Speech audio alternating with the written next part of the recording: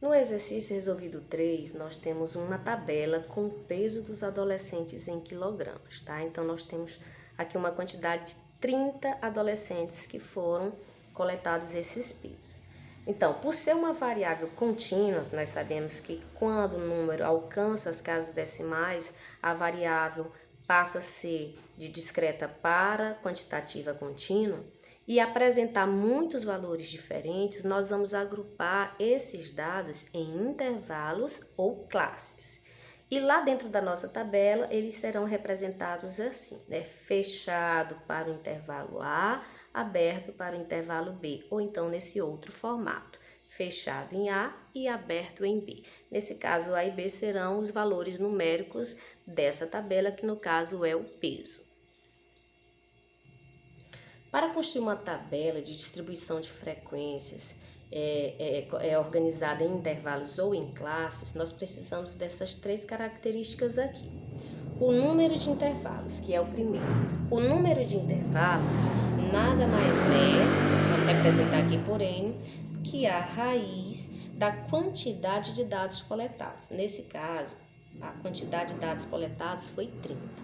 Então, quantos intervalos vai ter a minha tabela de frequências? A raiz quadrada de 30 é um número grande, né? Dá 5. Vamos considerar até a segunda casa, 5,47.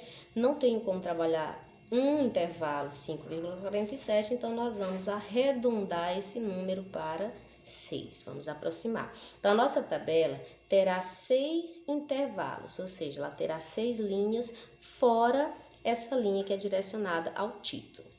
A amplitude nada mais é, nós vamos representar essa amplitude por A, que nesse caso, como é os pesos, a maior massa da tabela menos a menor massa da tabela.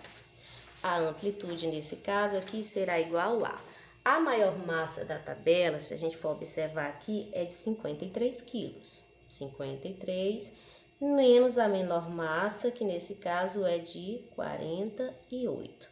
Logo, a minha amplitude aqui é igual a 5.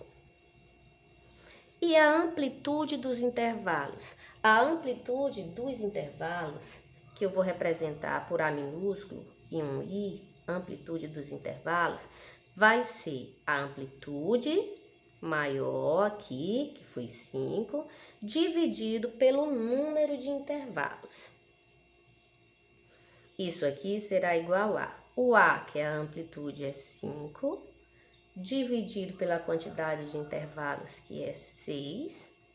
Isso aqui vai dar também um número com vírgula, né? Dá 0,83.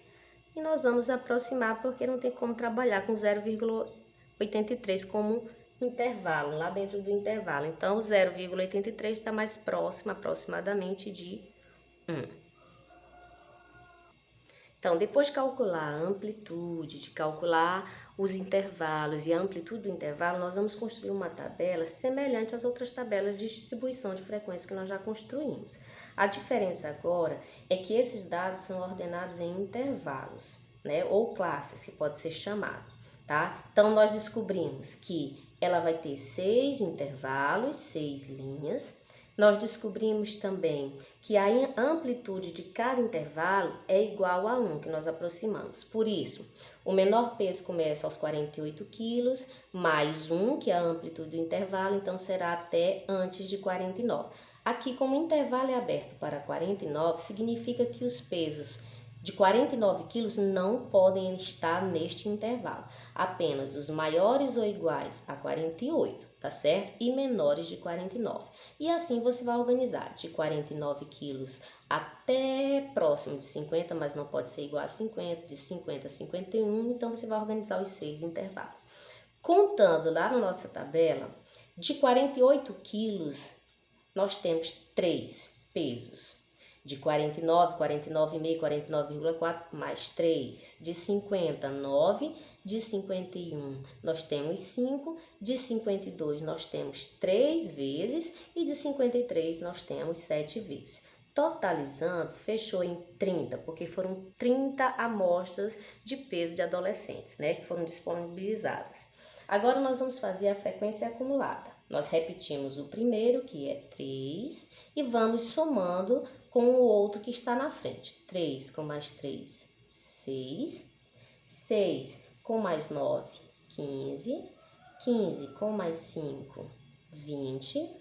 20 com mais 3, 23. E 23 com mais 7 são 30. Então, nós temos que fechar na acumulada igual a quantidade total de dados coletados. Na relativa, lembrando, é uma porcentagem, um percentual. Então, nós vamos multiplicar a frequência absoluta por 100 e dividir por 30. 3 vezes 100, 300, dividido por 30, vai dar 10%. A mesma coisa aqui, 10%. 9 vezes 100, 900, dividido por 30, 30%. 5 vezes 100, 500, 500 dividido por 30 vai dar 16,6666, então nós vamos aproximar para 16,7. De novo eu tenho 3, nós já calculamos, deu 10%. E 7 vezes 100, 700. 700 dividido por 30 vai dar 23,3333. Nós vamos aproximar apenas uma casa decimal depois da vírgula, 23,3%. Agora, nós vamos fazer a relativa acumulada, né? Mantemos o primeiro de 10% e vamos somando. 10 com mais 10, 20%. 20 com mais 30, 50%. 50 mais 16,7, 66,7%. 66,7 mais 10, 76,7%. E 76,7 mais 23,3, nós fechamos então em 100%.